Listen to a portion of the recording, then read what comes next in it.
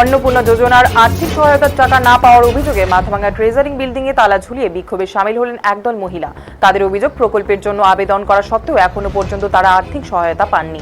দীর্ঘদিন অপেক্ষার পর ক্ষোভে ট্রেজারিং দপ্তরের সামনে বিক্ষোভ দেখান তারা। বিক্ষোভকারীদের দাবি, প্রকল্পের সুবিধা পাওয়ার ক্ষেত্রে প্রকৃত উপভোক্তারা বঞ্চিত হচ্ছে। তাদের বক্তব্য, অন্নপূর্ণা যোজনার টাকা দেওয়ার ক্ষেত্রে যদি কোনো সমস্যা বা অনিয়ম থাকে তাহলে সঠিকভাবে তদন্ত করে যোগ্য প্রত্যেক মহিলাকে আর্থিক সহায়তা দিতে হবে। আর যদি প্রকৃত উপভোক্তাদেরই টাকা দেওয়া সম্ভব না হয় তাহলে প্রকল্পটি বন্ধ করে দেওয়ার দাবি জানান তারা। ঘটনাকে কেন্দ্র করে ট্রেজারিং চত্বরে উত্তেজনা ছড়ায়। তাদের দাবি, দ্রুত বিষয়টি খতিয়ে দেখে বঞ্চিত মহিলাদের আর্থিক সহায়তা দেওয়ার ব্যবস্থা করতে হবে।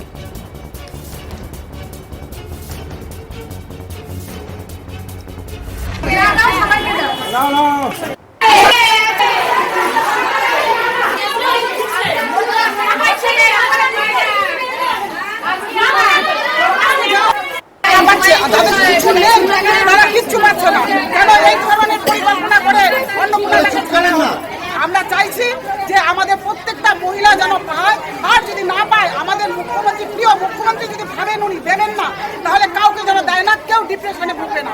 মহিলাদের সংসারে এটা নিয়ে প্রচন্ডভাবে অশান্তি হচ্ছে, প্রচন্ডভাবে অশান্তি। আর দৌড়তে দৌড়তে এতটা সময় নেই মহিলাদের হাতে যে মহিলারা বারবার করে আসবে। একবার পেয়েছি, সেটার পরে তদন্ত হয়েছে, তদন্ত হওয়ার পরেও আর দেয়নি প্রথমবার। তারপরে ভেরিফিকেশন হয়েছে, বলছে আপনার হয়েছে, বারবার হওয়ার পরে এখন আর কোনো রকম দিয়ে নেই। কালকে অবধি আমি ব্যাংকে গিয়ে দেখে এসেছি, পয়সা কোনোভাবে ঢুকেনি। অনেক মহিলা, আমার নাম আমাদের প্রয়োজনে আবেদন যে আমাদের যদি দিতে হয় সবাইকে দিই, আর যদি উনি না দেয় তাহলে বন্ধ করে দিই। বারবার মহিলারা অনেকভাবে হেনস্থা হচ্ছে, এই হেনস্থা থেকে আমাদের মুক্তি দিক উনি। আর যদি মনে করে যে দেবে না তাহলে ভালোভাবে তদন্ত, 3বার 4বার করে আমাদের কাগজ নিয়ে আসলো বাড়ির থেকে, নিয়ে আসার পরে আমরা পাচ্ছি না। কি অপরাধ আমাদের? মানে আমরা যে ভোটটা দিলাম, আমরা জানি যে আমাদের উন্নতির জন্য আমরা ভোটটা দিলাম, এই মুখ্যমন্ত্রীকে আনলাম আমরা এত ভাবে, আর আজকে এসে মহিলারা এত যদি হেনস্থা হয় তাহলে আমরা নেক্সট একটা রুমে ছিল না তো, তাহলে কি ইনকোয়ারি হলো? ইনকোয়ারি যদি করতে হয় তাহলে ভালো করে করুন, যদি টাকা দিতে হয় সবাইকে দেখ, আর যদি না দেয় একবারে বন্ধ করে দেন, ব্যাস। আমরা এইটুকুই চাই। কারণ 20 তারিখ পার হয়ে গেল, আমরা এখনো টাকা পাইনি। এখন দেখা যাচ্ছে ফার্দার ভেরিফিকেশন কেন এগুলো হবে? এত কোটি লোক টাকা পেলে তারা কি এক রুমে থাকে, এক রুমে সব কাজ করে? এটা কোনোদিন সম্ভব?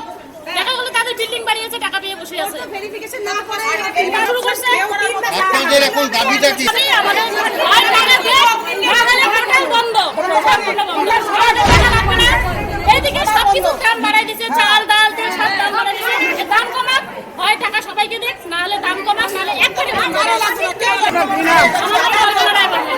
কল্পনা রায় বর্মন।